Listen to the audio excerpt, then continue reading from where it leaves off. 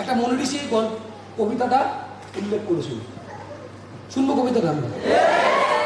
কবিতাটাই বলছে, অল্প জ্ঞানে লাফালাফি, মধ্য জ্ঞানে চুপ।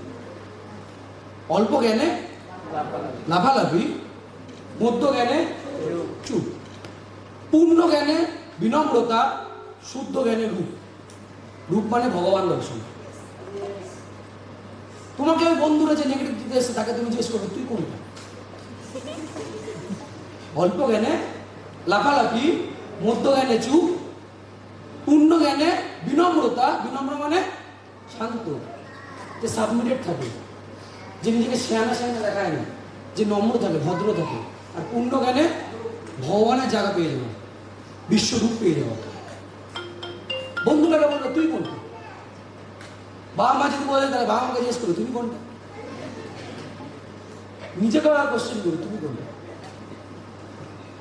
অনেকেই আছে স্মার্ট বোর্ডে জয়েনিং করার পরে লাফালাফি কি করে? অল্প জ্ঞান। প্রথমে কি করবে? মধ্য জ্ঞান। তারপরে স্মার্ট বোর্ড করতে করতে করতে করতে করতে করতে বিনম্র হওয়া শিখবে, আস্তে আস্তে পূর্ণ জ্ঞান আসবে। আর পূর্ণ জ্ঞান আস্তে আস্তে আস্তে আস্তে আস্তে আস্তে স্মার্ট বলে একটা মানুষ যদি ভগবানের রূপের জায়গা দিচ্ছে, যদি বিকাশ তাকে শুদ্ধ জ্ঞান দিতে পারে,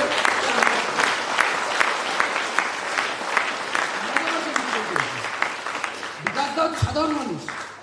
কিন্তু আজকে আমরা তাকে অনেক বড় লেভেল মানি, অনেকে ভগবান হিসেবে মানছি। কেন? কারণ তার কাছে শুদ্ধ জ্ঞান চলে এসছে, থেকে থেকে থেকে থেকে নলেজ নিতে নিতে নিতে নিতে নিতে নিতে।